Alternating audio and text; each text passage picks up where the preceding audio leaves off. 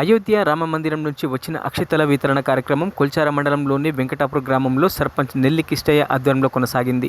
ఈ కార్యక్రమంలో శ్రీరామ భక్తులు, గ్రామ ప్రజలు అధిక సంఖ్యలో పాల్గొన్నారు.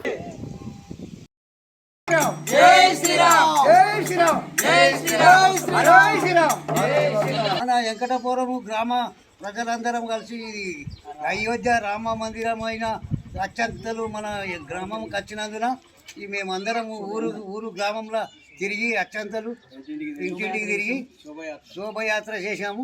మేమందరం ఈ శ్రీరామ సందర్భంగా మేమందరం నిలబడి ఈ పాల్గొన్నాము.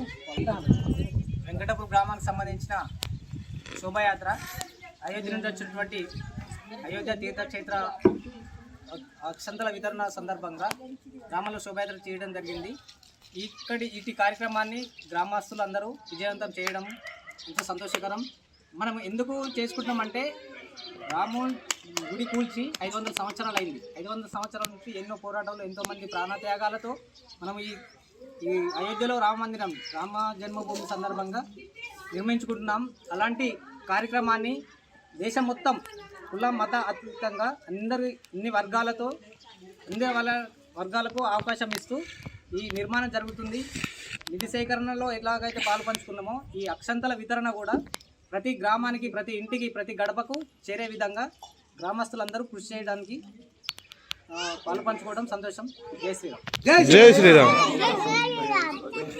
మరిన్ని అప్డేట్స్ కోసం మా ఛానల్ని సబ్స్క్రైబ్ చేయండి.